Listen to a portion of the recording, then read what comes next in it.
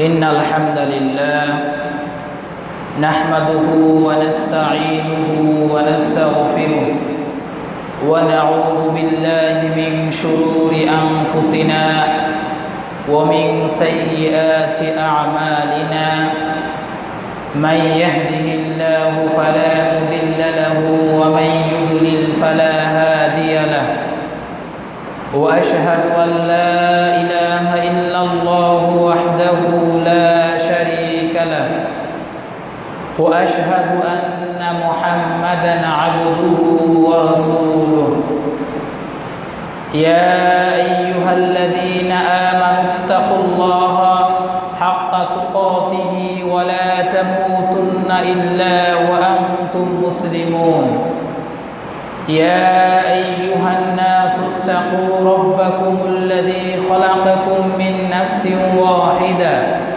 وخلق منها زوجها وبث منهما رجالا كثيرا ونساء واتقوا الله الذي تساءلون به والأرحام إن الله كان عليكم رقيبا يا أيها الذين آمنوا اتقوا الله وقولوا قولا سديدا يصلح لكم أعمالكم ويغفر لكم ذنوبكم ومن يطع الله ورسوله فقد فاز فوزا عظيما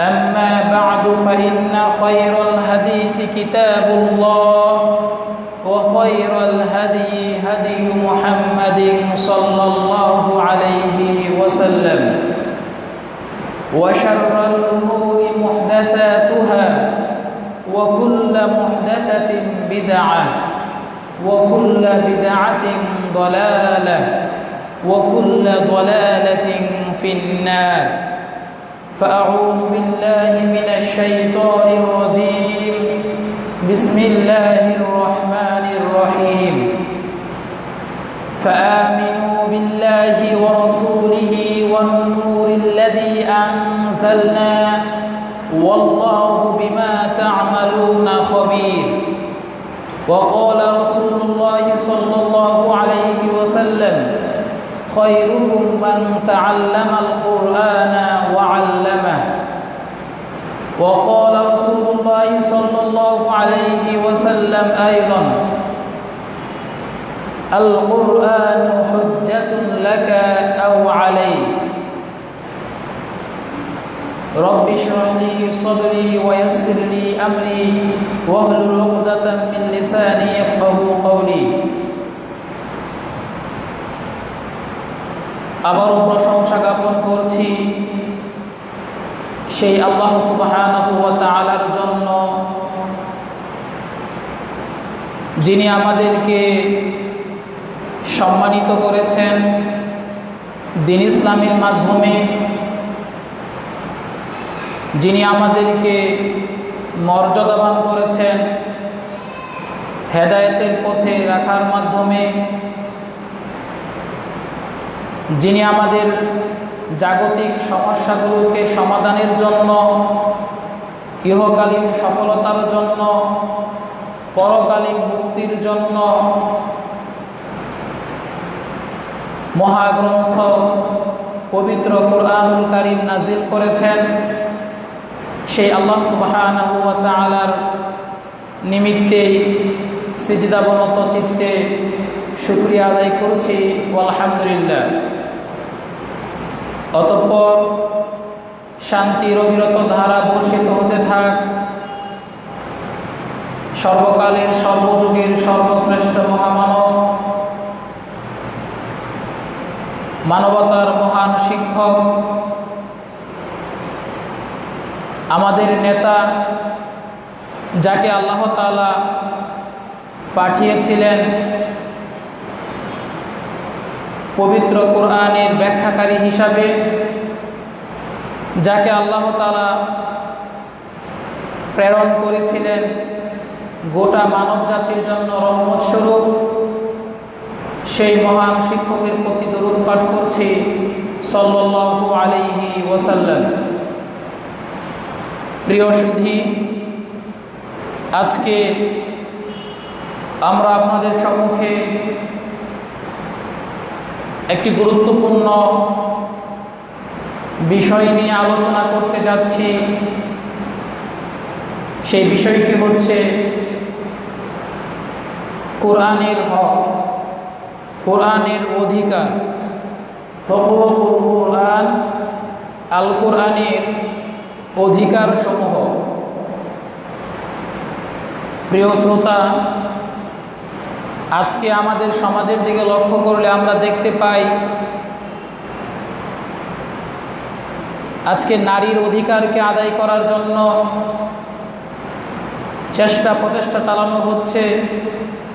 শ্রমিকের অধিকারের কথা বলা হচ্ছে, শিশুর অধিকারের কথা বলা হচ্ছে, পিতামাতার অধিকারকে নিশ্চিত করার জন্য আইন পাশ করা হচ্ছে, পশু পাখিকে রক্ষা করার জন্য আইন পাশ করা হচ্ছে। এমনইভাবে এক কথায় মানবাধিকার, পশুদের অধিকার, সর্বশ্রেণীর প্রাণীর জন্য, সর্বশ্রেণীর মানুষদের অধিকারকে নিশ্চিত করার জন্য সবাই আপ্রাণ চেষ্টা করে যাচ্ছে। কিন্তু এই প্রচেষ্টা চালানোর পরেও প্রতিটি সেক্টর থেকে একই রেজাল্ট চলে আসছে। তাদের বক্তব্য হচ্ছে, আমরা আমাদের অধিকারগুলোকে পরিপূর্ণভাবে ভোগ করতে পারছি না। সকলেই নিজ নিজ অধিকারকে আদায় করার জন্য, অধিকারকে ভোগ করার জন্য সর্বোচ্চ প্রচেষ্টাটুকু ব্যয় করার চেষ্টা করছে। তারপরেও স্লোগান থেকে আমরা শুনতে পাই, নারীর অধিকার নিশ্চিত না, শ্রমিকরা তাদের অধিকার থেকে বঞ্চিত হচ্ছে, নারীরা তাদের অধিকার থেকে বঞ্চিত হচ্ছে, শিশুরা তাদের অধিকার থেকে বঞ্চিত হচ্ছে, শ্রমিকেরা তাদের অধিকার থেকে বঞ্চিত হচ্ছে। এত মিটিং মিছিল, এত প্রচেষ্টার পরেও প্রতিটি সেক্টর থেকেই আমরা শুনতে পাই, বলা হচ্ছে আমরা আমাদের অধিকারকে পুরোপুরিভাবে গ্রহণ করতে পারছি না, আমাদের অধিকারকে পরিপূর্ণভাবে বুঝিয়ে দেওয়া হচ্ছে না, আমরা আমাদের অধিকার থেকে বঞ্চিত হচ্ছি।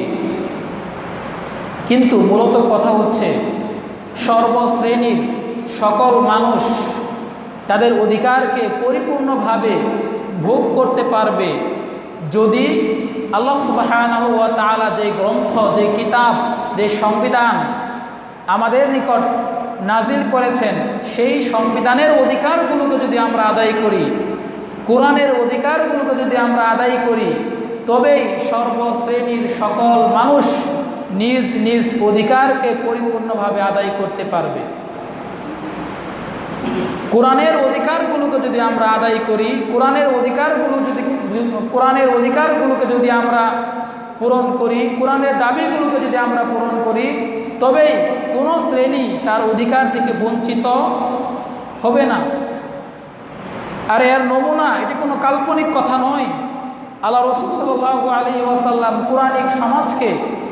কোরআনিক সমাজ গঠন করে তিনি বিশ্ববাসীকে দেখিয়ে দিয়েছেন কিভাবে শ্রমিকের অধিকার আদায় করতে হয়, কিভাবে শ্রমিকের অধিকারকে নিশ্চিত করতে হয়, কিভাবে নারীর অধিকারকে নিশ্চিত করতে হয়, কিভাবে দাসের অধিকারকে নিশ্চিত করতে হয়, কিভাবে রাখালদের অধিকারকে নিশ্চিত করতে হয়, কিভাবে অমুসলিমদের অধিকারকেও অক্ষুণ্ণ রাখা যায়।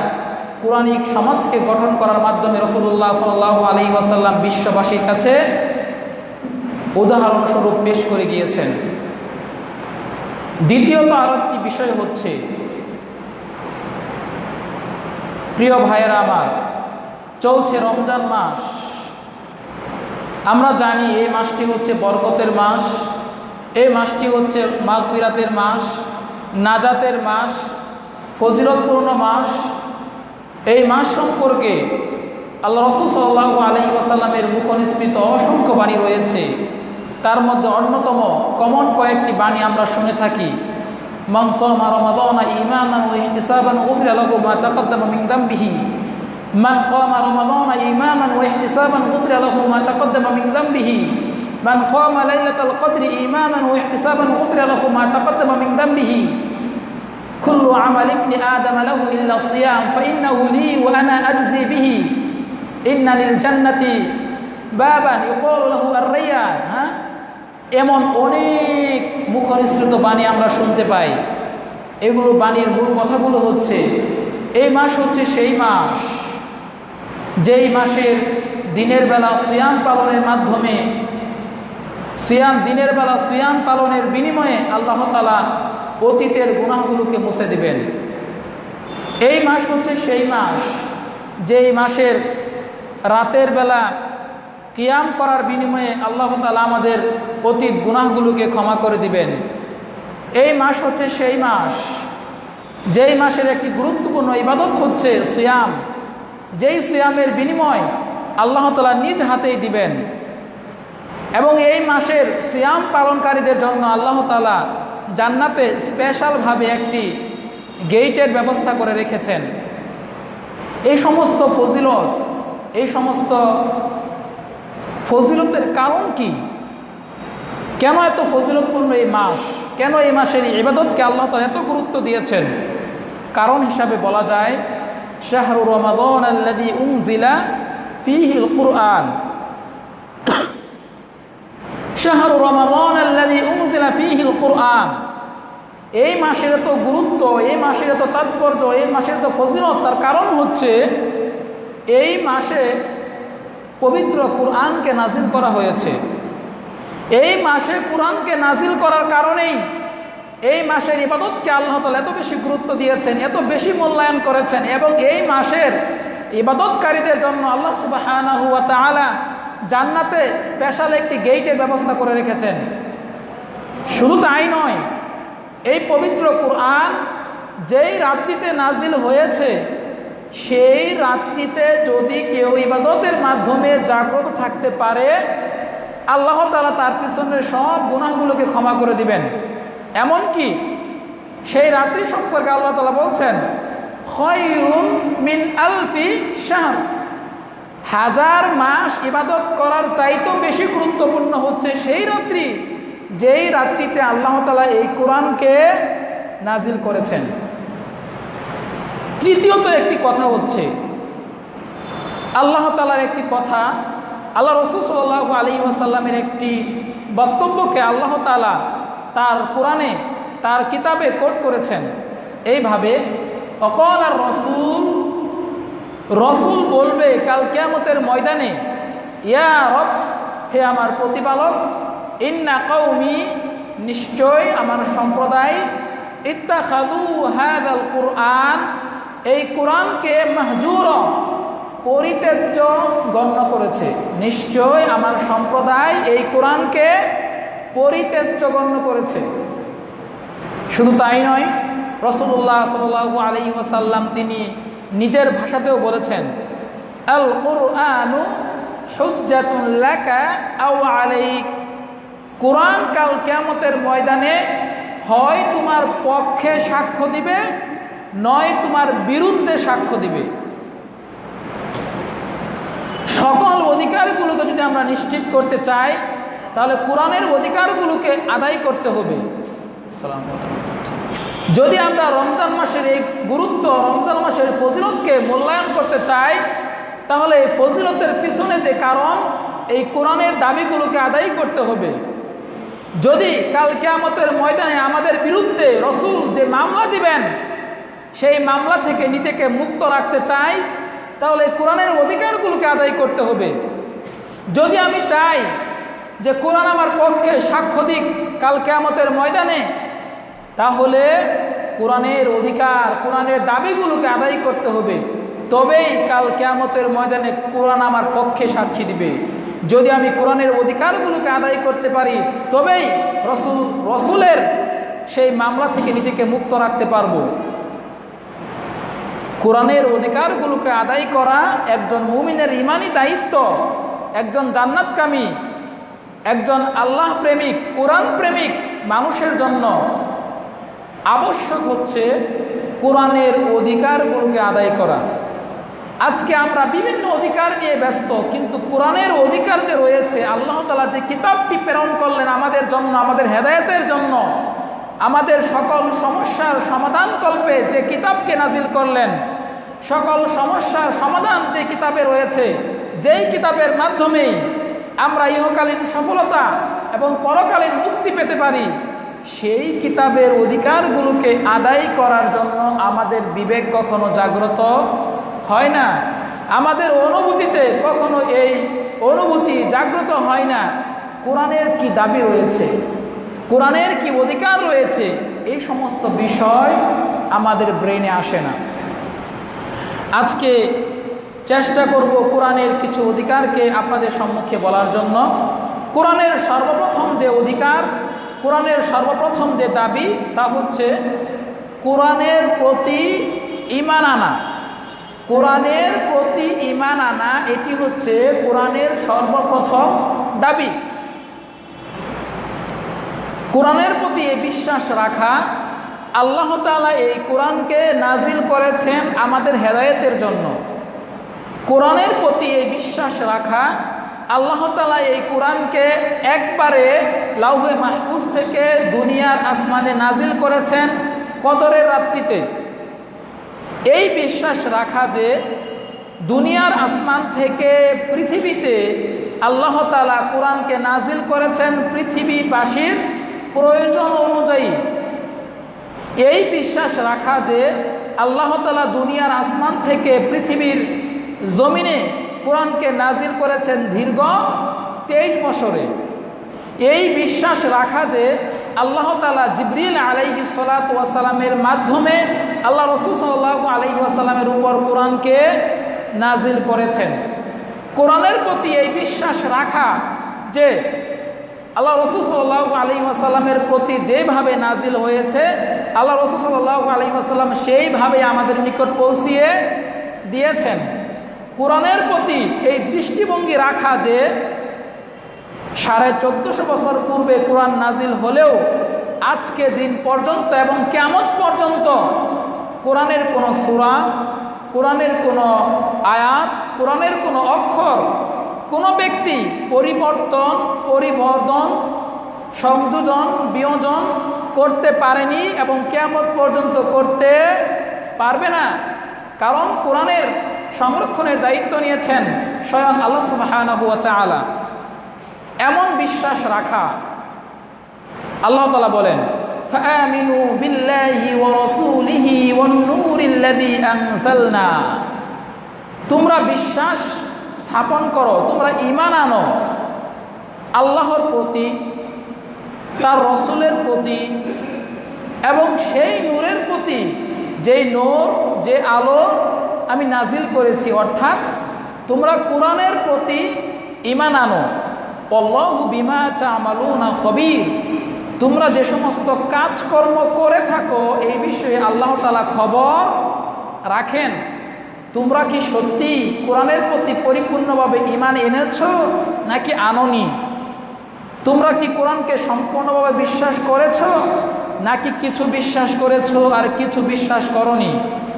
তোমরা কি নিজেদের স্বার্থকে উদ্ধার করার জন্য কোরআনের কিছু অংশকে গ্রহণ করো আর কিছু অংশকে গ্রহণ করো না? এই সম্পর্কে আল্লাহ তাআলা জানেন। তোমরা কি কোরআনের চেয়েও অন্য কিতাবকে বেশি প্রাধান্য দাও নাকি কোরআনকেই সবচেয়ে বেশি প্রাধান্য দাও? এই ব্যাপারে আল্লাহ তাআলা জানেন।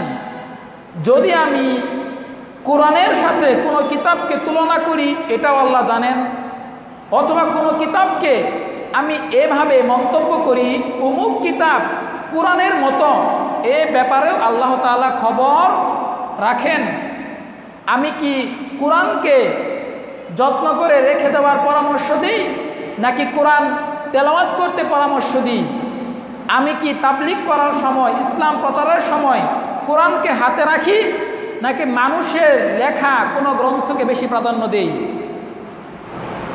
আমি কি কোরআন সম্পর্কে মানুষের কাছে এমন মেসেজ পৌঁছিয়ে দিই যে কোরআন ধরা যাবে না, ফাসাদ সৃষ্টি হবে, কোরআন সাধারণ মানুষ ধরতে পারবে না, কারণ কোরআন ধরলে আপনারা বুঝবেন না, বরং আপনারা পথভ্রষ্ট হয়ে যাবেন? আমি কি এমন কুপরামর্শ মানুষকে দেই? এই ব্যাপারেও আল্লাহ তাআলা জানেন আল্লাহ তাআলা বলছেন আফাতুমিনুনা বিবাদিল কিতাবি ওয়া তাকফুরুনা বিবাদ, তোমরা কি কোরআনের কিছু অংশকে বিশ্বাস করো আর কিছু অংশকে বিশ্বাস করো না? তোমরা মনে রেখো, তোমাদের জন্য পৃথিবীর জীবনে লাঞ্ছনা ছাড়া আর কিছু নেই। লাঞ্ছনা, অপমান, এই সমস্ত নিকৃষ্ট গুণ, নিকৃষ্ট উপাধি ব্যতীত তোমাদের প্রতিদান পৃথিবীতে আর কিছুই নয়। যদি তোমরা কোরআনের কিছু অংশকে গ্রহণ করো, কিছু অংশকে গ্রহণ করো না, নিজের সুবিধা অনুযায়ী যেইটুকু গ্রহণ করা যায় সেইটুকুই গ্রহণ করো, আর যেইটুকু তোমার মতের বিরুদ্ধে চলে যাচ্ছে, তোমার ব্যক্তিত্বের বিরুদ্ধে চলে যাচ্ছে, যেইটুকু গ্রহণ করলে তুমি স্বার্থ হাসিল করতে পারো না, যেইটুকু গ্রহণ করলে তোমার সুবিধাকে তুমি ভোগ করতে পারো না, যেইটুকু গ্রহণ করলে তোমার দলীয় নীতি ঠিক থাকে না, যেইটুকু গ্রহণ করলে তুমি তোমার ইচ্ছে মতো কাজ করতে পারো না, ওইটুকু তুমি গ্রহণ করো না, আর তোমার সুবিধা অনুযায়ী অংশটুকুকে গ্রহণ করো। এই যদি হয় তোমার অবস্থা, তোমার সম্পর্কে আল্লাহ তাআলা বলছেন তোমার জন্য পৃথিবীর জীবনে রয়েছে লাঞ্ছনা, তোমার জন্য পৃথিবীর জীবনে রয়েছে অপমান। লাঞ্ছনা অপমান ছাড়া পৃথিবীর জীবনে তোমার জন্য আর অন্য কিছু নেই। শুধু তাই নয়, কাল কিয়ামতের দিবসেও ওয়াউমাল কিয়ামাতি ইরদ্দুনা ইলা আশাদ্দিল আযাব, কাল কিয়ামতের ময়দানেও তোমার এই বৈশিষ্ট্যের কারণে, ইসলাম বিরোধী বৈশিষ্ট্যের কারণে কাল কিয়ামতের ময়দানেও তোমার জন্য রয়েছে কঠিন শাস্তি অপেক্ষা করছে। ওয়াল্লাহু বিগাফিলিন আম্মা তা'মালুন, আল্লাহ তাআলা তোমরা যে সমস্ত কাজকর্ম করো এ সম্পর্কে কি নয়, অমনোযোগী নন। আল্লাহ তাআলা জানেন তুমি ইসলাম প্রচার করার জন্য বের হয়েছো, আর লোকদেরকে বলছো কোরআন হাতে নেওয়া যাবে না, লোকদেরকে বলছো কোরআন গবেষণা করা যাবে না, মানুষদেরকে বলছো কোরআনের তর্জমা পড়া যাবে না। এই সমস্ত বিষয়ে আল্লাহ তাআলা খুব ভালো করে খবর রাখেন। অপেক্ষা করো মৃত্যুর জন্য, অপেক্ষা করো দুনিয়ার লাঞ্ছনার জন্য, অপেক্ষা করো দুনিয়ার অপমানের জন্য, অপেক্ষা করো পরকালের শাস্তির জন্য। তোমার জন্য অপেক্ষা করছে জাহান্নামের শাস্তি। তুমি কোরআন সম্পর্কে মানুষের মাঝে দৃষ্টিভঙ্গি ছড়াচ্ছ কঠিনভাবে, কোরআন সম্পর্কে ইসলাম বিরোধী দৃষ্টিভঙ্গি মানুষের সামনে ছড়িয়ে দিচ্ছ, অথচ এমন দৃষ্টিভঙ্গি হচ্ছে অমুসলিমদের জন্য, যারা হিন্দু রয়েছে তারা এমন দৃষ্টিভঙ্গি মানুষের নিকট ছড়িয়ে থাকে যে ধর্মগ্রন্থ সবার পড়া উচিত নয়, ধর্মগ্রন্থ পড়বে শুধু তারা যারা ধর্ম সম্পর্কে অভিজ্ঞ, তারাই শুধু ধর্মগ্রন্থ পড়বে, এমন দৃষ্টিভঙ্গি হিন্দু ধর্মে থাকতে পারে, ইসলাম ধর্মে এমন দৃষ্টিভঙ্গি নেই। ইসলাম ধর্মে যে কোনো ব্যক্তি কোরআন তেলাওয়াত করতে পারবে, কোরআনের আয়াত পড়তে পারবে, কোরআন নিয়ে তার যোগ্যতা অনুযায়ী সে গবেষণা করতে পারবে, এতে বাধা দেওয়ার অধিকার কোনো ব্যক্তির নেই। যদি তুমি বাধা দিয়ে থাকো, বুঝতে হবে তুমি তোমার নিজের স্বার্থের জন্য, নিজের দলের স্বার্থের জন্য, নিজের সুবিধার জন্য তুমি এই কাজ করে যাচ্ছ। যদি এমন নিকৃষ্ট কাজ তুমি করো, তাহলে তুমি কোরআনের কিছু অংশকে গ্রহণ করলে, কিছু অংশকে গ্রহণ করলে না। কারণ যে আল্লাহ তাআলা কোরআনকে নাজিল করেছেন, সেই আল্লাহ তাআলাই কোরআনকে পড়ার আদেশ করেছেন। যে আল্লাহ তাআলা কোরআনকে নাজিল করেছেন, সেই আল্লাহ তাআলাই কোরআনকে বোঝার জন্য আদেশ করেছেন। যে আল্লাহ তাআলাই কোরআনকে নাজিল করেছেন, সেই আল্লাহ তাআলাই কোরআনের প্রচার এবং প্রসার করার জন্য আদেশ করেছেন। সুতরাং কোরআন সম্পর্কে মানুষের মাঝে দৃষ্টিভঙ্গি ছড়ানোর সময় সতর্কতা অবলম্বন করা উচিত। এই কোরআনের প্রতি ঈমান আনার মানে হচ্ছে এই কোরআনের প্রতি মানুষের দৃষ্টিভঙ্গিকে এমনভাবে আকৃষ্ট করানো যেইভাবে রাসূলুল্লাহ সাল্লাল্লাহু আলাইহি ওয়াসাল্লাম কোরআন সম্পর্কে আমাদেরকে মেসেজ দিয়েছেন, যেইভাবে আল্লাহ তাআলা কোরআন সম্পর্কে আমাদেরকে মেসেজ দিয়েছেন, সেইভাবেই মানুষের মাঝে কোরআন সম্পর্কে দৃষ্টিভঙ্গি প্রচার করা একজন মুমিনের ঈমানি দায়িত্ব। আমি কোরআনের প্রতি ঈমান এনেছি, তার মানে আমি বিশ্বাস করি আল্লাহ তাআলা কিতাব নাজিল করেছে, আমি বিশ্বাস করি এই কিতাবকে অধ্যয়ন করতে হবে, এই কিতাবকে তেলাওয়াত করতে হবে, আমি বিশ্বাস করি যে কোনো মানুষ কোরআন তেলাওয়াত করতে পারবে, আমি এটা বিশ্বাস করি। আমার উপর আবশ্যক হচ্ছে যেখানেই আমি ইসলাম প্রচার করব, সেখানেই আমি কোরআনের আয়াত দিয়ে ইসলাম প্রচার করব। কোরআনের আয়াতের চেয়েও অন্য কোনো গ্রন্থকে আমি প্রাধান্য দিব না। মসজিদে ঢুকলে কোরআন পাওয়া যায় না, মসজিদে ঢুকলে কোরআনের তর্জমা পাওয়া যায় না, মসজিদে ঢুকলে কোরআনের তাফসীর পাওয়া যায় না, অথচ মানুষের লিখিত কিতাব পাওয়া যায়। আমি স্বীকার করছি এই কিতাব সমূহে রয়েছে, কিন্তু কথা হচ্ছে কোরআনের তর্জমা কেন পাওয়া যাবে না? কোরআন কেন পাওয়া যাবে না? কোরআনের তাফসীর কেন পাওয়া যাবে না? কেন কোরআনের আয়াতের অর্থগুলো মানুষের সামনে বলে আলোচনা করা হচ্ছে না? কেন কোরআনের অর্থগুলোকে বলতে গেলে বাধা দেওয়া হচ্ছে? এমন বৈশিষ্ট্য কোনো পরিপূর্ণ ইমানদারের বৈশিষ্ট্য হতে পারে না। কোরআনের প্রতি আমরা বিশ্বাস স্থাপন করি, কোরআনের প্রতি ঈমান আনার পর আমরা একটি কোরআন ক্রয় করে নিয়ে আসি, একটি কোরআন কিনে নিয়ে এনে আমরা সেই কোরআনকে গিলাফ লাগিয়ে আমাদের সুকেজে অথবা তাকে যত্ন করে রেখে দিই। এটার নাম কোরআনের প্রতি সম্মান না, এটার নাম কোরআনের সাথে সদাচরণ করা নয়, কোরআনের সাথে সম্পর্ক আপনার ভালো না। কোরআনকে ওই তাকের উপর সবসময় রেখে দেওয়ার জন্য আল্লাহ তাআলা নাজিল করেননি। এই কোরআনকে তেলাওয়াত করা শিখতে হবে। আল্লাহ তাআলা কোরআনকে নাজিল করেছে, এই কোরআনকে তেলাওয়াত করা শিখতে হবে, কোরআনকে পড়তে শিখতে হবে, সহিভাবে বিশুদ্ধভাবে কোরআনকে পড়তে শিখতে হবে। এটি হচ্ছে কোরআনের দাবি, এটি হচ্ছে কোরআনের অধিকার।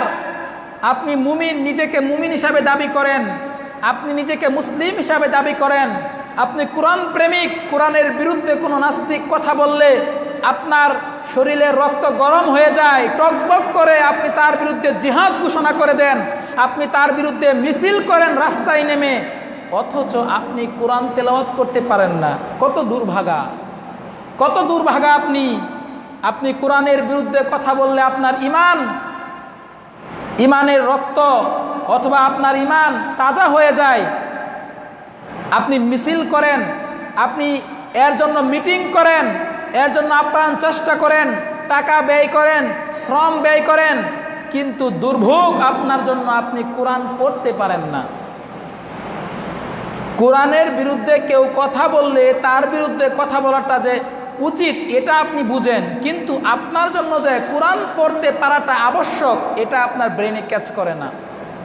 কেমন কোরআন প্রেমিক আপনি! সত্যি যদি আপনি কোরআনকে ভালোবেসে থাকেন, সত্যি যদি আপনি কোরআন প্রেমিক হয়ে থাকেন, সত্যি যদি কোরআনের প্রতি আপনার ভালোবাসা থেকে থাকে, সর্বপ্রথম কোরআনের দাবি হচ্ছে, কোরআনের প্রতি বিশ্বাস রাখার পরেই যে দাবি তা হচ্ছে সহিভাবে কোরআন পড়া শিখতে হবে। আল্লাহ রসুল সাল্লাল্লাহু আলাইহি ওয়াসাল্লামের উপর সর্বপ্রথম যে আদেশ করা হয়েছে, এই মানব জাতির উপর সর্বপ্রথম যে আদেশ করা হয়েছে, সে আদেশটি হচ্ছে ইকরা বিসমি রব্বিকাল্লাযী খলাক, পড়ো তোমার প্রভুর নামে যিনি তোমাকে সৃষ্টি করেছেন। পড়ো তোমার প্রভুর নামে যিনি তোমাকে সৃষ্টি করেছেন। সর্বপ্রথম আদেশ আমাদের সৃষ্টিকর্তার পক্ষ থেকে আমাদের উপর সর্বপ্রথম আদেশ হচ্ছে পড়ো, তুমি পড়ো। আপনি সর্বপ্রথম কি পড়বেন? এই পৃথিবীর বুকে আল্লাহ তাআলার পক্ষ থেকে একমাত্র নির্ভরযোগ্য বিশুদ্ধ গ্রন্থ হচ্ছে পবিত্র কোরআন। আপনাকে কোরআন পড়তে বলা হয়েছে, অথচ আপনি কোরআন পড়তে জানেন না। আপনি শুধু কোরআন শুনেন। শুননেওয়ালা এবং পড়নেওয়ালার একটি লজিক দিয়ে আমি আপনাদেরকে বোঝাচ্ছি। কবরের জগতে তিনটি প্রশ্ন করা হবে, এটা আমরা সবাই জানি। ঠিক তিনটি প্রশ্ন করা হবে। তিনটি প্রশ্নের কথা আমি বলছি না, আমি শুধু বলছি যেই ব্যক্তি এই তিনটি প্রশ্নের উত্তর দিতে পারবে না সেই ব্যক্তি একটা মন্তব্য করবে, আর যেই ব্যক্তি তিনটি প্রশ্নের উত্তর দিতে পারবে সেই ব্যক্তি একটি মন্তব্য করবে। এই দুই শ্রেণীর দুইটি মন্তব্যকে আমি শুধু বলতে চাচ্ছি। যে ব্যক্তি তিনটি প্রশ্নের উত্তর দিতে পারবে না ওই ব্যক্তি বলবে, আমি মানুষের কাছে এমন শুনতাম, আর আমি এরকম শুনতাম, আমি শুনতাম। তাহলে যে ব্যক্তি তিনটি প্রশ্নের উত্তর দিতে পারবে না, তার মুখ থেকে যে সমস্ত কথা বের হবে তার মধ্যে একটি কথা হচ্ছে কি, আমি মানুষের নিকট থেকে এই ব্যাপারে এমন এমন শুনতাম, ওই ব্যক্তি হচ্ছে শুনলেওয়ালা, ওই ব্যক্তি শুনলেওয়ালা, পড়নেওয়ালা নয়। আর যে ব্যক্তি কবরের জগতে প্রথম 3টি প্রশ্নের উত্তর দিতে পারবে, তার মন্তব্য হচ্ছে, তাকে যখন বলা হবে তুমি কি করে এই 3টি প্রশ্নের উত্তর দিলে, ওই ব্যক্তি বলবে করাতু কিতাব আল্লাহ ওয়া সাদ্দাকতু বিআয়াতি, আমি আল্লাহর কিতাব পড়েছি এবং আল্লাহর আয়াতগুলোকে আমি বিশ্বাস করেছি, সত্যায়ন করেছি। আমি আল্লাহর কিতাব পড়েছি, এ হচ্ছে পড়নেওয়ালা। তাহলে পড়নেওয়ালা আর শুননেওয়ালা, এখন আপনি আপনার বিবেককে প্রশ্ন করুন, আপনি কি পড়নেওয়ালা নাকি শুননেওয়ালা? আল্লাহ এই কিতাবকে নাজিল করেছে চুমু খাওয়ার জন্য নয়, তাবিজ দেওয়ার জন্য নয়, সব সময় যত্ন করে ওই তাকের উপর রেখে দেবেন এই জন্য নয়। আল্লাহ তাআলা এই কিতাবকে প্রেরণ করেছেন নাজিল করেই তিনি আবশ্যক করে দিয়েছেন। এই কিতাবটি নাজিল হয়েছে যে শব্দের মাধ্যমে, সেই শব্দটি হচ্ছে ইকরা, পড়ো, পড়া শিখতে হবে সহিভাবে। সারা জীবন কেটে গেল, আমি ইংলিশ ভাষা জানি, আমি উর্দু ভাষা জানি, আমি হিন্দি ভাষা জানি, হিন্দি যে কোনো অনুষ্ঠান হলে আমি বুঝতে পারি এবং নিজেকে আমি গর্ববোধ করি, আমি হিন্দি যে কোনো অনুষ্ঠান বুঝি, আমি উর্দু যে কোনো অনুষ্ঠান বুঝি, আমি ইংলিশ যে কোনো অনুষ্ঠান হলে ইংলিশ ভাষায় আমি সেটা বুঝি, কিন্তু আমি কোরআন পড়তে জানি না। অথচ আবশ্যক ছিল আপনার জন্য কোরআন পড়া শিখা। কোরআন পড়া শিখা কোনো সাধারণ বিষয় নয়, এটি একটি ফরজ বিষয়, আপনার উপর ফরজ, কোরআন পড়া শিখতে হবে। আল্লাহ রাসূল সাল্লাল্লাহু আলাইহি ওয়াসাল্লাম বলেছেন, তাআল্লামুল কুরআনা ওয়াতলুহু, তোমরা কোরআন পড়া শিখো, তোমরা কোরআন পড়া শিখো এবং তেলাওয়াত করো। আল্লাহ রাসূল সাল্লাল্লাহু আলাইহি ওয়াসাল্লাম বলেছেন। আবার অনেকেই আছে কোরআন পড়তে পারে, মাশাআল্লাহ, কোরআন সহিভাবে পড়তে পারে কিন্তু তেলাওয়াত করে না। বিশেষ করে যারা রমজানিয়া হাফেজ, যারা রমজানি হাফেজ, মানে রমজান মাস আসলে কোরআন তেলাওয়াত করে তারাবি পড়ায়, বছরে আর খোঁজ খবর নেই। অথবা চাকুরিজীবী বা অন্য কোনো পেশার লোক যারা কোরআন পড়তে জানে কিন্তু কোরআন তেলাওয়াত করার সময় পায় না, কোরআন তেলাওয়াত করার সময় পায় না, কোরআন পড়া পারে, সহিভাবে কোরআন শিখেছে, পড়তে পারবে, কিন্তু কোরআন তেলাওয়াত করা যে একটি অভ্যাস, এই অভ্যাস তার মাঝে নেই। আল্লাহ তাআলা বলছেন, উতলু মা উহিয়া ইলাইকা মিনাল কিতাব, কোরআন আল্লাহ তাআলা তেলাওয়াত করতে বলেছেন, কোরআন তেলাওয়াত করতে বলেছেন। আপনি যতই ব্যস্ত হন না কেন, কোরআন আপনাকে তেলাওয়াত করতে হবে। আপনি বড় অফিসার, অফিসে কাজ করেন, আপনার যেই টেবিলের সামনে বসে আপনি কাজ করেন, সেই টেবিলের যেই সাইটে আপনি গুরুত্বপূর্ণ ফাইলগুলো রেখে দেন, যেই সাইটে আপনি মোবাইল রাখেন, যেই দিকে আপনার নজর বেশি যায়, টেবিলের ওই পাশে যদি আপনি একটি ছোট্ট কোরআন রেখে দেন, আপনার সম্মান কমে যাবে। আপনার অফিসে আপনার টেবিলে যদি একটি কোরআন আপনি রেখে দিন, একটি কোরআনকে আপনি রেখে দেন যত্ন করে, তাহলে কি আপনার ব্যক্তিত্ব কমে যাবে? আপনার চাকরি চলে যাবে? আপনার সম্মানের প্রতি কি ধুলোবালি পড়বে? আপনি কি সব সময় অফিসে এতটাই ব্যস্ত থাকেন যে সারাদিনে একবারও কোরআন পড়ার সময় নেই? সময় পেলে আপনি 1 পৃষ্ঠা, 2 পৃষ্ঠা, 3 পৃষ্ঠা, যতটুকু সময় পান আপনি কোরআন পড়ুন, কোরআন তেলাওয়াত করুন। অফিসের কাজ আপনি করবেন, আপনি করতে হবে, জীবন পরিচালনার জন্য অর্থ প্রয়োজন, পাশাপাশি আপনাকে কোরআন তেলাওয়াতের একটি সময় আপনাকে বের করে নিতে হবে। আপনি অফিসের কাজ করছেন, সুযোগ বুঝে আপনি কোরআন একটু তেলাওয়াত করে নিন। বাসায় ঢুকলে কত রকমের আয়োজন দেখা যায়, কত রকমের সাজসজ্জা, কত রকমের গৃহ সজ্জা আমরা দেখতে পাই, কিন্তু কোরআনকে সামনে রেখে, ডিসপ্লেতে রেখে গৃহসজ্জার মাঝে কোরআন রাখতে হবে, এই মন মানসিকতা মুসলিমদের মাঝে আসে না। আমার ঘরকে, আমার বাসাকে, আমার রুমকে সাজানোর জন্য লক্ষ লক্ষ টাকা আমি ব্যয় করছি, কিন্তু 200 টাকা 300 টাকাকে ব্যয় করে ভালো মানের একটি কোরআন ক্রয় করে আমি বাসায় রাখবো। আমার ছেলের দৃষ্টি যাবে কোরআনের দিকে, আমার মেয়ের দৃষ্টি যাবে কোরআনের দিকে, আমার পিতামাতা, আমার স্ত্রী, আমার ভাই বোন কোরআনের দিকে তাদের দৃষ্টিপাত যাবে, তারা কোরআন তেলাওয়াত করবে, কোরআনিক একটি পরিবেশ আমি আমার বাসার মাঝে সৃষ্টি করব। এই দৃষ্টিভঙ্গি আমার মাঝে আসে না। আপনি যতই ব্যস্ত হন না কেন, আপনার বাসা, আপনার অফিস, আপনার কর্মস্থল, আপনি যেখানেই আপনার দিনকে সামান্য সময়ের জন্য অতিবাহিত করেন প্রতিদিন, সেইখানে আপনি কোরআনের ছোঁয়া লাগান। আপনি কোরআনকে ভালোবাসুন, কোরআনকে আপনি নিজে তেলাওয়াত করুন। আপনি অফিসে থাকেন, আপনি আপনার কর্মস্থলে যেখানেই থাকেন না কেন, আপনার বাসায় থাকেন না কেন, ফজরের সালাত আদায় করার পর একটু কোরআন পড়ে তারপরে আপনি নাস্তা খেয়ে অফিসের জন্য বের হন। সকালবেলা আপনার বাসা থেকে যেন কোরআনের আওয়াজ বের হয়, তাহলে আমরা বিশ্বাস করব আপনার বাসাটা হচ্ছে একটি জান্নাতি পরিবেশ বিরাজ করছে।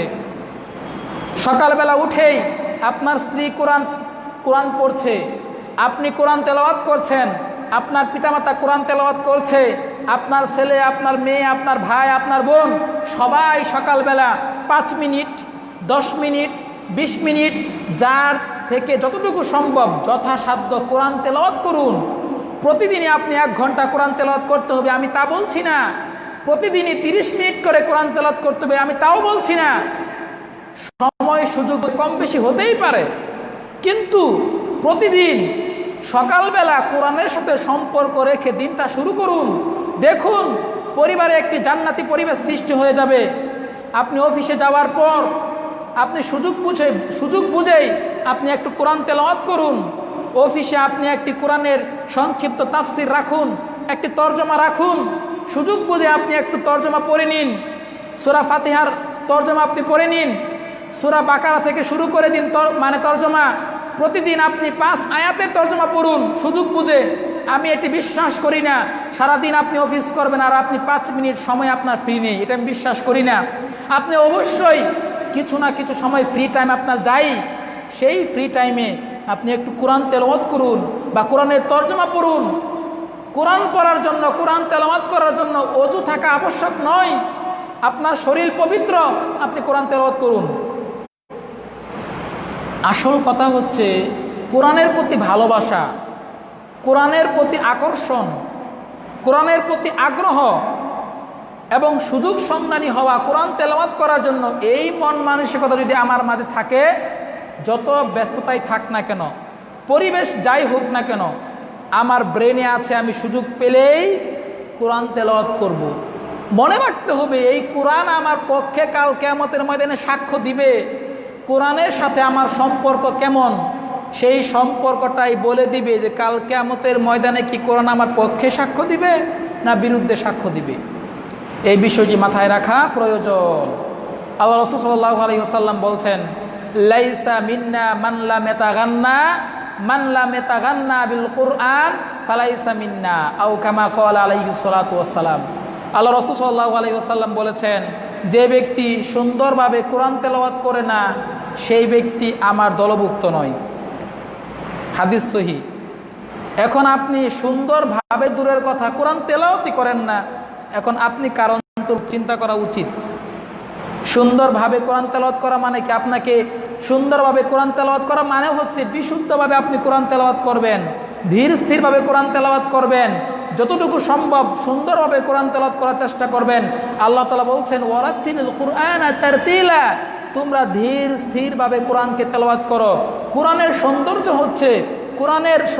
হচ্ছে কোরআনকে ধীর স্থিরভাবে কোরআন তেলাওয়াত করা। হ্যাঁ, 5G 6G গতিতে কোরআন তেলাওয়াত করার যে প্রতিযোগিতা আমাদের সমাজে চলছে, আমাদের সমাজে কোরআনকে শেষ করার উদ্দেশ্যে যে গতিতে কোরআন তেলাওয়াত করা হচ্ছে, এমন হাই স্পিডে কোরআন তেলাওয়াতের মাধ্যমে কোরআনের সৌন্দর্যকে আমি নষ্ট করছি। আর কোরআনের সৌন্দর্যকে নষ্ট করার মাধ্যমে আমি নিজেকে কিসের অন্তর্ভুক্ত করার চেষ্টা করছি, এটা চিন্তা করা উচিত। কোরআনের সৌন্দর্য হচ্ছে ধীর স্থিরভাবে ধীরে ধীরে কোরআন তেলাওয়াত করা, যাতে প্রতিটি অক্ষর, প্রতিটি হরফ বোঝা যায়। আমি কোরআন তেলাওয়াত করছি, আমি নিজেও বুঝতে পারছি না, আমার পিছনে বা আমার সামনে যারা আছে, যারা শ্রোতা, তারাও বুঝতে পারছে না আসলে আমি কি তেলাওয়াত করছি। এই যদি অবস্থা হয়, এইভাবে কোরআন তেলাওয়াতের মাধ্যমে কি আমরা কোরআনের পরিপূর্ণ সৌন্দর্যকে রক্ষা করতে পারবো? অসম্ভব। আল্লাহ রাসূল সাল্লাল্লাহু আলাইহি ওয়াসাল্লাম একটি আমাদের জন্য আকর্ষণীয় হাদিস তিনি রেখে গিয়েছেন।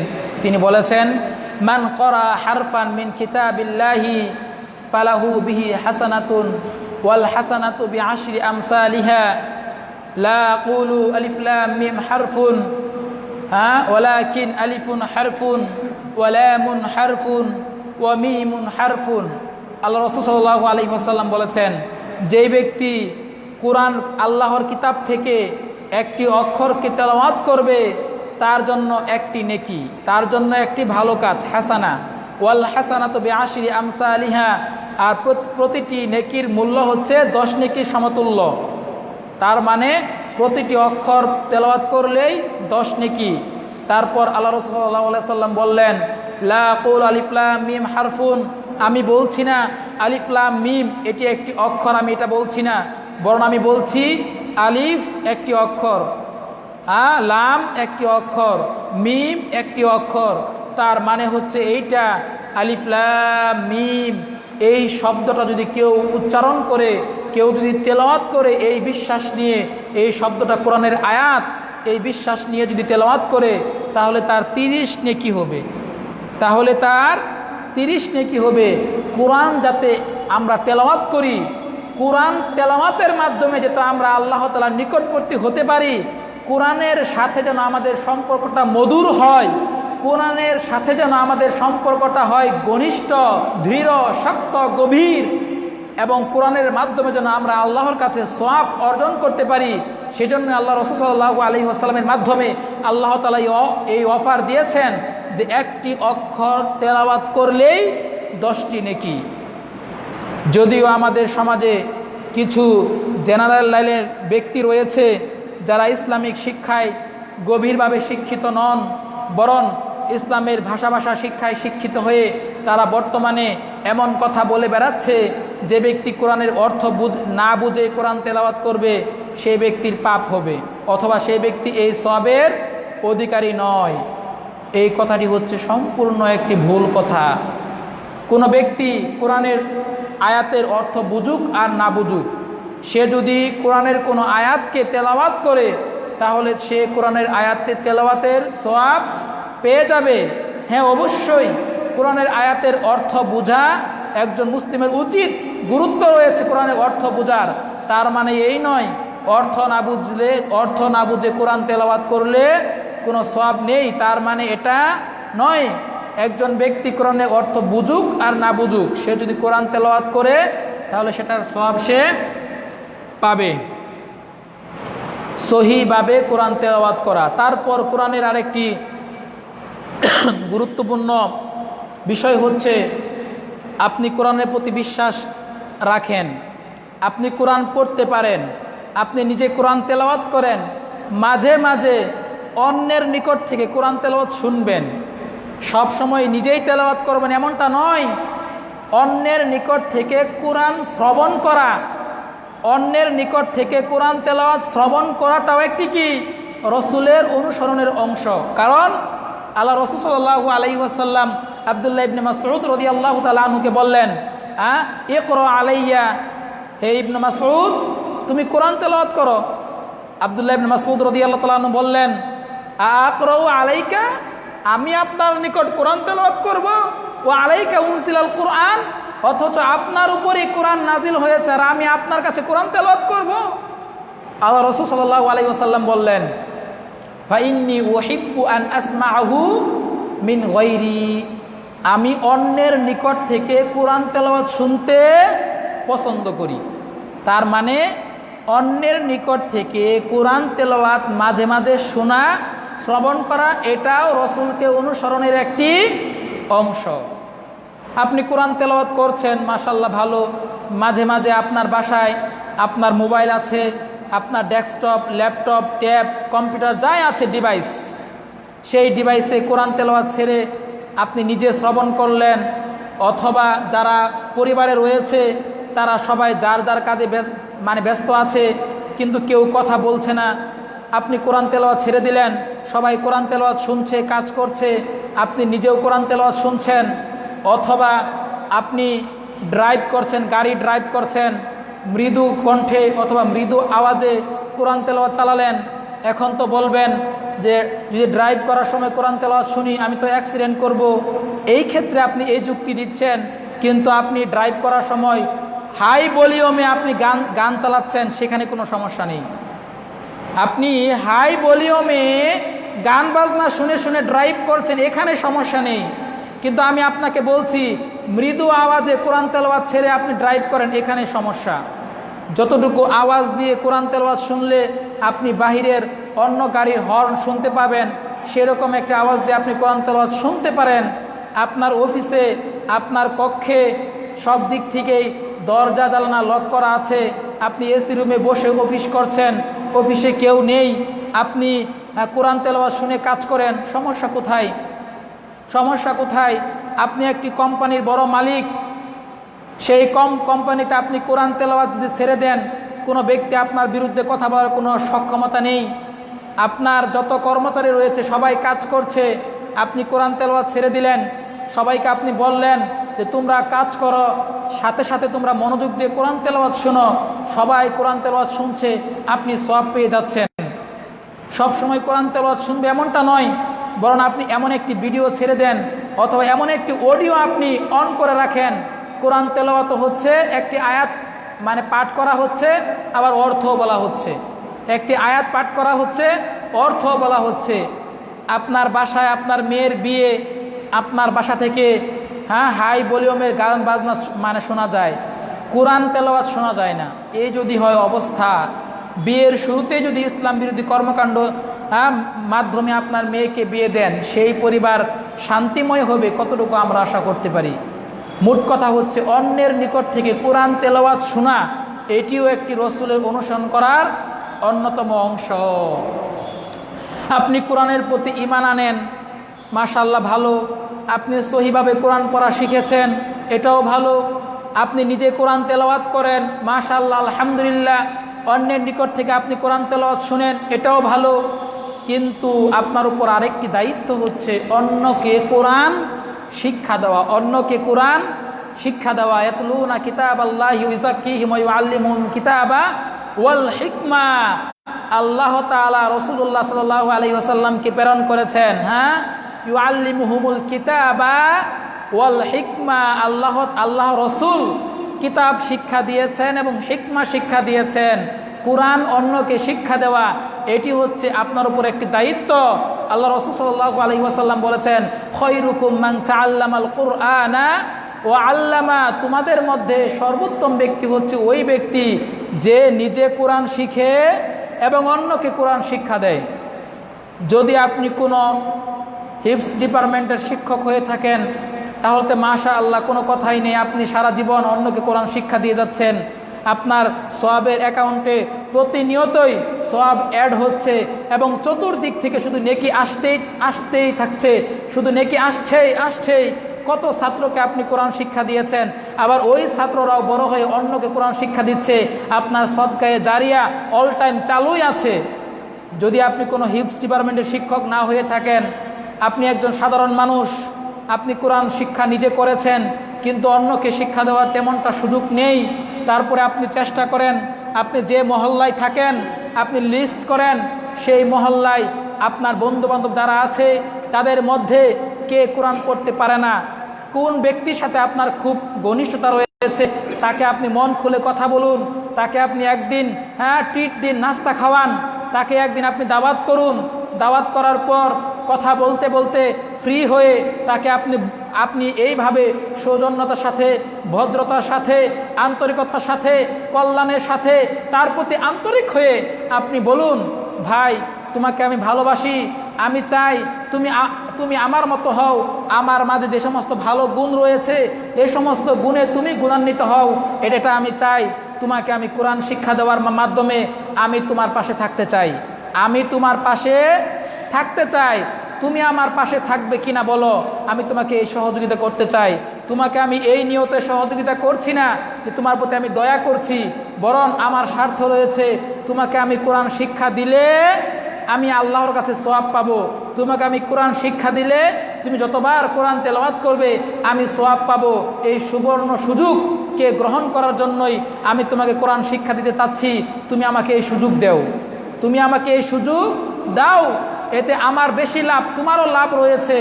এমনভাবে বুঝিয়ে বলুন যাতে সে রাজি হয়। তাকে আপনি যদি চাকরিজীবী হয়ে থাকেন, হ্যাঁ, মাগরিবের পর অথবা রাত 8টার পর অথবা দিনের কোনো এক সময়, যে সময় আপনারও সুযোগ রয়েছে, ওই বন্ধুরও সুযোগ রয়েছে, এমন একটি সুযোগ বুঝে টাইমিং করে তাকে আপনি প্রতিদিন 10 মিনিট, 20 মিনিট, আধা ঘন্টা করে কোরআন শিক্ষা দিন। আপনি একজন ব্যক্তিকে কোরআন শিক্ষা দিন। হতে পারে একজন ব্যক্তিকে কোরআন শিক্ষা দেওয়া এই কাজটাই আপনাকে জান্নাতে যাওয়ার কারণ হয়ে দাঁড়াবে। আপনি অনেক ভালো মানের একজন ব্যক্তি, সমাজের একজন গণ্যমান্য ব্যক্তি, আপনি লিস্ট করে ফেলুন আপনার সমাজে কয়জন ব্যক্তি কোরআন পড়তে পারে না, তাদেরকে কোরআন শিক্ষা দেওয়ার জন্য আপনি নিজেই কোরআন শিক্ষা দিন। আপনি যদি নিজে কোরআন শিক্ষা দেওয়ার সময় না থাকে, যদি ওই রকম ক্যাপাসিটি আপনার না থাকে, আপনি একজন ব্যক্তিকে নিয়োগ করুন। আপনার সমাজে কারা কোন কোন কোন যুবক কোরআন পড়তে পারে না, ওই সমস্ত যুবকদের জন্য একজন যুবক কোরআন শেখাতে পারবে এমন একজন যুবককে আপনি সিলেক্ট করুন, নির্ধারণ করুন।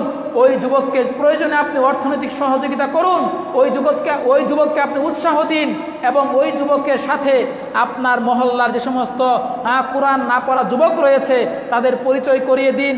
তাদের কোরআন শিক্ষার আসরের জন্য একটি জায়গাকে ফিক্সড করে দিন।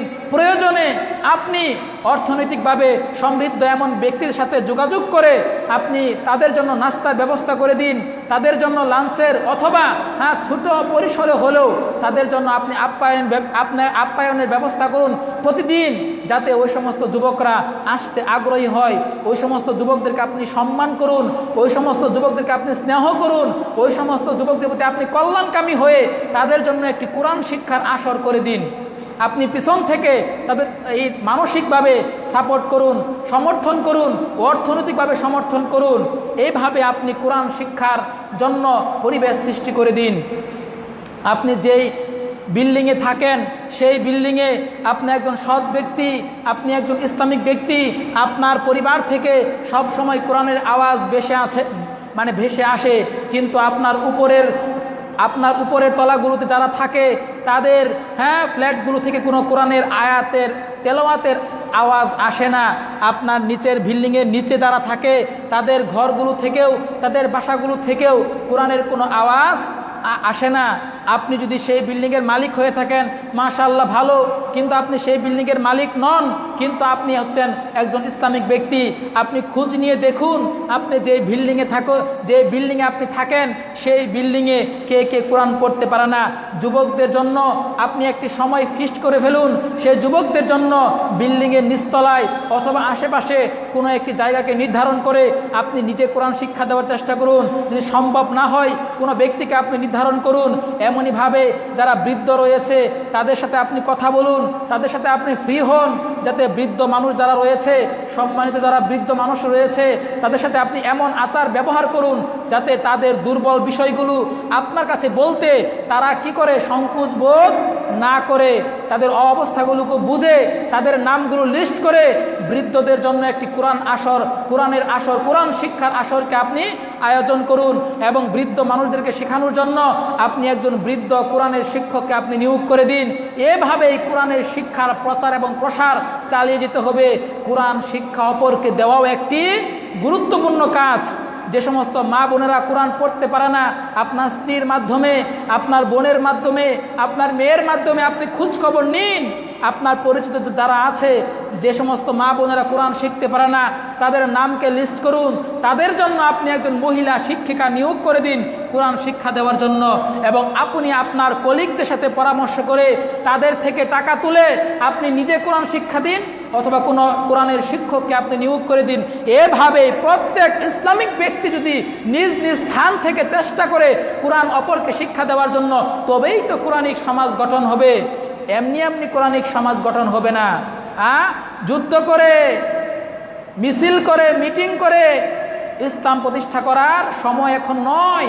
সময় এখন নয় বলতে আমি বোঝাতে চাচ্ছি, রাষ্ট্রের বিরুদ্ধে কি ইসলাম প্রতিষ্ঠা নয়, বরং দাওয়াতি কার্যক্রমের মাধ্যমে ইসলাম প্রতিষ্ঠা করা সম্ভব।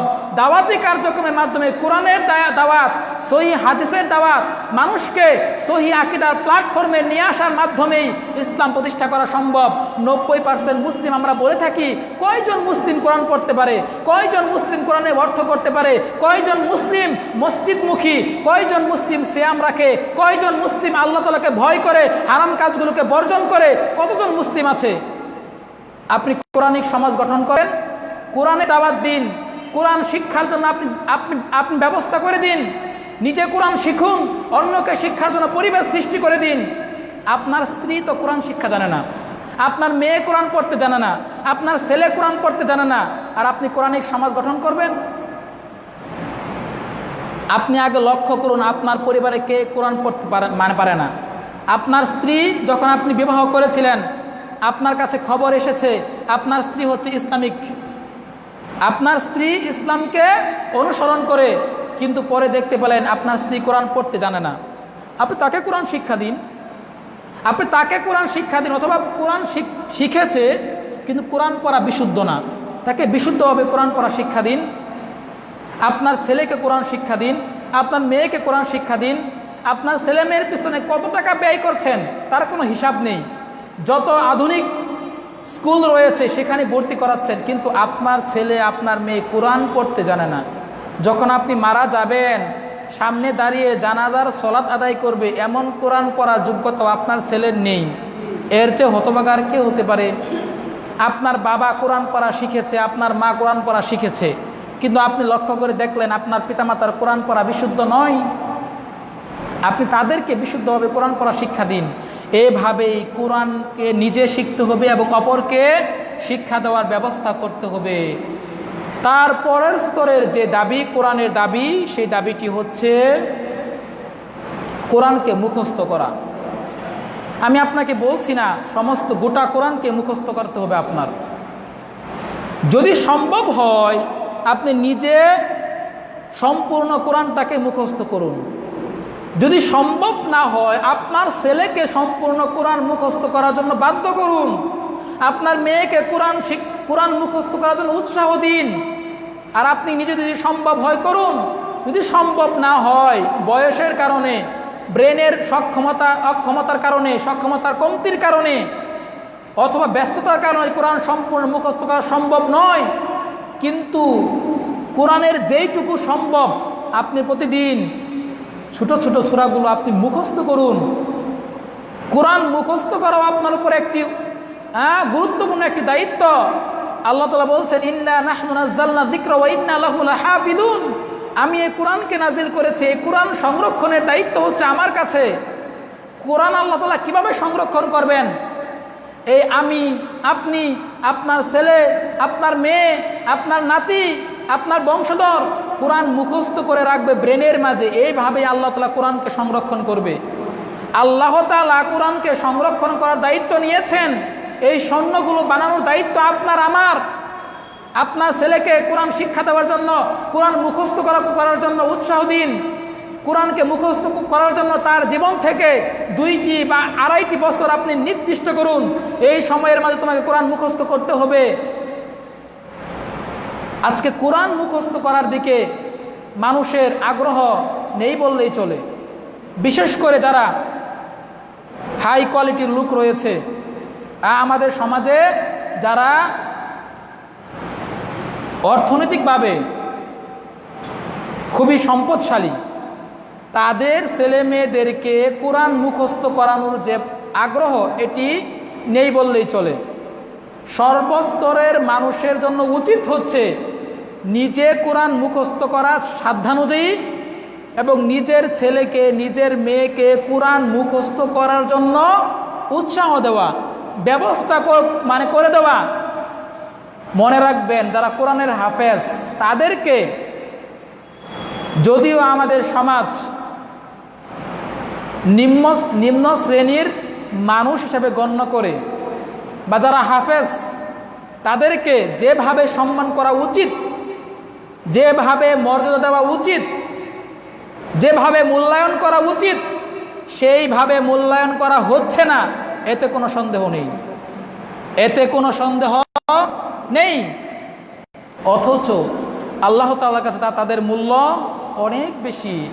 আল্লাহ রাসূল সাল্লাল্লাহু আলাইহি ওয়াসাল্লাম বলেছেন, ইউকালু লিসাহিবিল কুরআন, কুরআনের হাফেজদেরকে কাল কিয়ামতের ময়দানে বলা হবে, ইকরা, তুমি কোরআন পাঠ করে যাও, ওয়ারতাকি, আর উপরে উঠতে থাকো। তুমি কোরআন পাঠ করে যাও আর উপরের দিকে উঠতে থাকো। ওয়ারাত্তিল কামা কুনতা তুরাত্তিলু ফিদ দুনিয়া, তুমি ধীর স্থিরভাবে সেইভাবে কোরআন তেলাওয়াত করে যাও যেইভাবে দুনিয়াতে কোরআন তেলাওয়াত করতে। কারণ কি, কাল কিয়ামতের ময়দানে হাফেজদেরকে কেন বলা হবে কোরআন তেলাওয়াত করো? কারণ হচ্ছে ফাইন্না মানজিলাকা ইনদা আখিরি আয়াতিন তাকরাউহা, জান্নাতে তোমার স্থান হচ্ছে ওইখানে যেইখানে তোমার কোরআনের আয়াত পড়াটা শেষ হবে। আপনি একটি আয়াত মুখস্থ করবেন, জান্নাতে আপনি একতলা পেয়ে গেলেন। এই বিষয়টি কয়েকদিন আগে আলোচনা করা হয়েছে। একটি আয়াত আপনি মুখস্থ করবেন, জান্নাতের একটি তলা আপনি পেয়ে গেলেন। আপনি যতগুলো আয়াত মুখস্থ করবেন তত বেশি হাই কোয়ালিটি সম্পূর্ণ জান্নাত পাবেন। সুতরাং যারা হাফেজ তারা হাই কোয়ালিটি সম্পূর্ণ জান্নাতকে অর্জন করে বসে আছে। তাদেরকে আপনি সম্মান না করলেও সমস্যা নেই, তাকে আপনি মূল্যায়ন না করলেও কোনো সমস্যা নেই। সে হাই কোয়ালিটি সম্পূর্ণ জান্নাতের সার্টিফিকেট তার কাঁধে সর্বদাই বহন করছে। আপনি যত বেশি কোরআনের আয়াতকে মুখস্থ করবেন, যত বেশি কোরআনের আয়াতকে মুখস্থ করবেন, তত উন্নত লেভেলের জান্নাত আপনি অর্জন করতে পারবেন। সুতরাং কোরআন মুখস্থ করা হচ্ছে নিজের সম্মান, নিজের মর্যাদা, নিজের হাই কোয়ালিটি সম্পন্ন জান্নাতকে পাওয়ার একটি মাধ্যম। নিজের স্বার্থেই কোরআন মুখস্থ করতে হবে, নিজের স্বার্থেই কোরআন মুখস্থ করতে হবে। তারপর কোরআনের অনেকগুলো দাবি সমূহের মধ্যে আরও অনেকগুলো দাবি ছিল, সর্বশেষ দাবি বলছি, সময় শেষ পর্যায়ে। কোরআনের আরও একটি গুরুত্বপূর্ণ দাবি হচ্ছে কোরআনকে বুঝতে হবে, কোরআনকে বুঝতে হবে, কোরআন নিয়ে ভাবতে হবে, কোরআনের অর্থগুলো জানতে হবে, কোরআন নিয়ে গবেষণা করতে হবে। আল্লাহ তাআলা বলছেন, ইন্না আনজালনাহু কুরআনান আরাবিয়্যান লাআল্লাকুম তাকিলুন, নিশ্চয়ই আমি এই কোরআনকে নাজিল করেছি আরবি ভাষায় যাতে তোমরা বুঝতে পারো। আরবি ভাষা হচ্ছে সবচেয়ে সহজ এবং বোধগম্য ভাষা। এ ভাষায় আল্লাহ তাআলা কোরআনকে নাজিল করেছেন। যদিও আমাদের কাছে বাহ্যিকভাবে আরবি ভাষাকে কঠিন মনে হয়, আর কঠিন মনে হওয়ার কারণ হচ্ছে আরবি ভাষার যে 29টি হরফ রয়েছে, এই হরফগুলো আমরা চিনি না, এই হরফগুলো আমরা লিখতে পারি না, এই হরফগুলো আমরা পড়তে জানি না। এই ভাষার, আরবি ভাষার মূল ভিত্তি, এই হরফগুলোকে যদি আমরা পড়তে না জানি তাহলে তো আরবি ভাষা কঠিনই মনে হবে। আমাদের সমাজে সামান্যতম শিক্ষা রয়েছে এমন কোনো ব্যক্তি নেই যেই ব্যক্তি ইংরেজি হরফগুলো জানে না, ইংরেজি অক্ষরগুলোকে চিনে না, এমন কোনো ব্যক্তি নেই। বাংলা স্বরবর্ণ চিনে না, এমন কোনো শিক্ষিত ব্যক্তি নেই। বাংলা ব্যঞ্জনবর্ণ জানে না, এমন কোনো শিক্ষিত ব্যক্তি নেই। কিন্তু উচ্চ শিক্ষিত এমন অসংখ্য ব্যক্তি রয়েছে যারা আরবি 29টি হরফ সম্পর্কে জ্ঞান রাখে না, এমন অনেক ব্যক্তি রয়েছে। তাহলে তো আরবি ভাষা কঠিন লাগবেই। অথচ আল্লাহ তাআলা বলেছেন আরবি ভাষা হচ্ছে সহজ ভাষা, আরবি ভাষা হচ্ছে সহজ ভাষা, কিন্তু আমাদের কাছে কঠিন মনে হয়। কিন্তু চর্চা আমরা যেইটুকু সময় দেই বাংলা গ্রামারের পিছনে, যেইটুকু সময় দেই ইংলিশ ভাষাকে শেখার জন্য, যেইটুকু সময় দেই অন্য অন্য ভাষাকে শেখার জন্য, তার কিঞ্চিত পরিমাণ সময় যদি আরবি ভাষা শেখার জন্য দিতাম, অবশ্যই আমাদের কাছে আরবি ভাষা সহজ মনে হতো। কারণ আল্লাহ তাআলা নিজেই বলে দিয়েছেন যে আমি আরবি ভাষাটাকে সহজ, আরবি ভাষায় কোরআনকে নাজিল করেছি যাতে তোমরা বুঝতে পারো। তার মানে হচ্ছে এটা আরবি ভাষা হচ্ছে সহজ ভাষা, কোরআনকে বুঝতে হবে।